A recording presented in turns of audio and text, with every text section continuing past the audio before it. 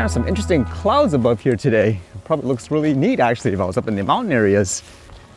And what did I read today? This was everywhere it seems like. The company DoorDash is apparently getting into things like drone delivery. I guess that was kind of expected. This one says DoorDash and Wing announced drone delivery pilot in the US.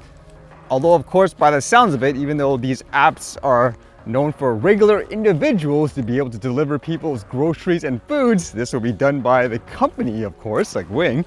It says DoorDash and Wing today announced the launch of their drone delivery partnership in the US starting in Christiansburg, VA. Select local consumers will be able to order eligible menu items from Wendy's, the pilot's first restaurant partner, through the DoorDash marketplace and have them delivered via drone. This follows the drone delivery pilot program that DoorDash and Wing launched in Australia in 2022 and has since expanded to 3 locations in Queensland with over 60 participating merchants, making the first time that Wing integrated its drone delivery service within another marketplace.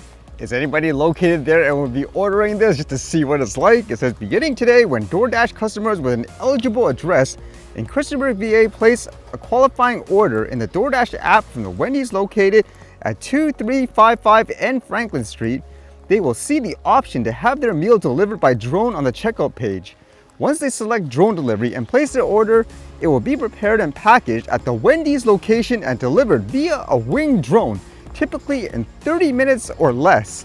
Through this partnership, DoorDash aims to provide access to an innovative delivery solution for consumers and merchants complementary to traditional Dasher fulfilled orders. The new offering provides a quick and sustainable delivery option for small, short distance orders while creating the potential for incremental order growth across the platform. The pilot will initially be available in Christiansburg with plans to explore other cities in the US later this year. What are the odds this will be the thing of the future too, where in terms of just people delivering items, just any drone operator, for example, could say, okay, I'll take this like order or whatever, if they have their own equipment that's qualified, I guess, to actually do it. Although reading this little paragraph too, maybe the future vision for the company is to have everything just automated, because it says the drone delivery partnership with Wing was born out of the DoorDash labs, DoorDash's robotics and automation arm. DoorDash sees automation as a means to develop the right platform solution to satisfy consumer demand while improving efficiencies with the platform.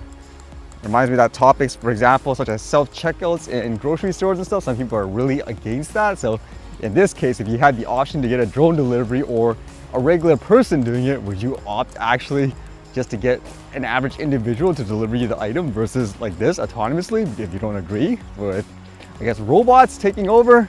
Although with that thought of drone use, this is in the news here where apparently, again, it's one of those topics where people are uneasy about more police officers using things like drones, and some of the arguments were things, for example, people are worried it'll get rid of things like free speech and all that in some situations. This one says ACLU calls for limits on law enforcement drone use. In response to proposed rules that would expand how and where drones can be flown, the American Civil Liberties Union is calling for more limits on how law enforcement can use the unmanned aircraft to monitor public gatherings. A new paper from the human rights group published last week titled "Curbs Needed on Police Drone Surveillance of Public Gatherings" follows plans announced last summer by the New York City Police Department to use drones to respond to complaints about backyard parties during Labor Day weekend. The paper was also a response to the Federal Aviation Administration's consideration of new rules that would allow drones to be flown beyond the visual line of sight of drone operators, also known as BVLOS flights, which are currently only allowed by drone operators who have attained a special FAA waiver.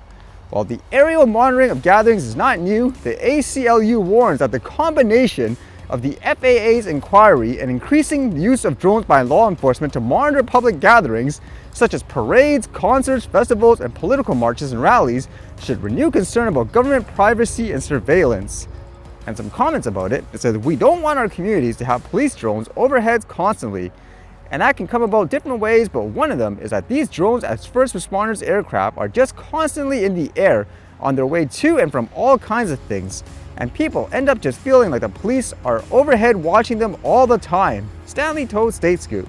But Stanley said he's also concerned by seemingly innocuous uses such as drones that can drop flotation devices to ocean swimmers or monitor shark activity because they can lead to unintentional surveillance. Interesting perspective, because again, you would assume that's a good thing, right? It says, using drones to bring a flotation device out to a distressed swimmer sounds like an excellent use of technology and doesn't really raise any issues, he said. But if you have drones on patrol, that raises more issues because they're not only engaged in rescues, but they're also just watching.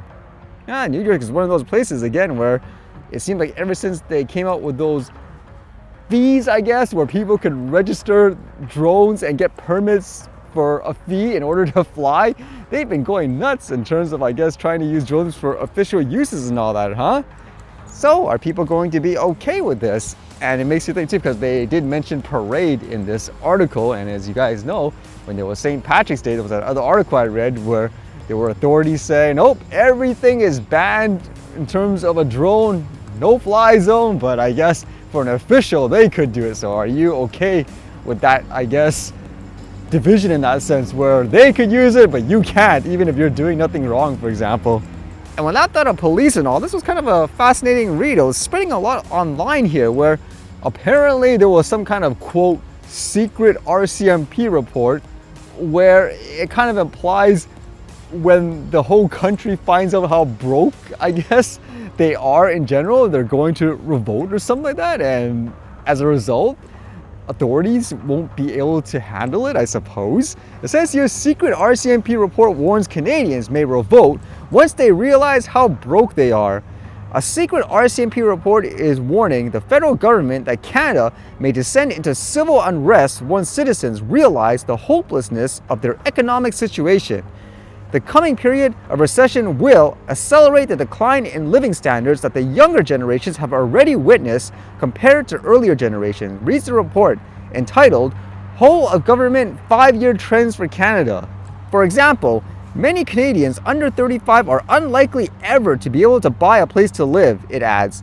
The report, labeled secret, is intended as a piece of special operational information to be distributed only within the RCMP and among decision makers in the federal government. Right from the get-go, the report authors warned that whatever Canada's current situation, it will probably deteriorate further in the next 5 years.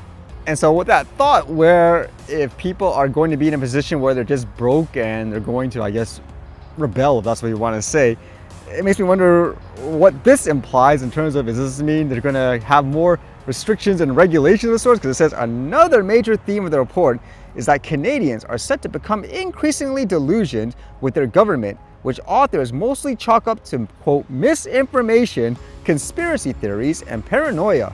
Law enforcement should expect continuing social and political polarization fueled by misinformation campaigns and an increasing mistrust for all democratic institutions, reads one of the reports.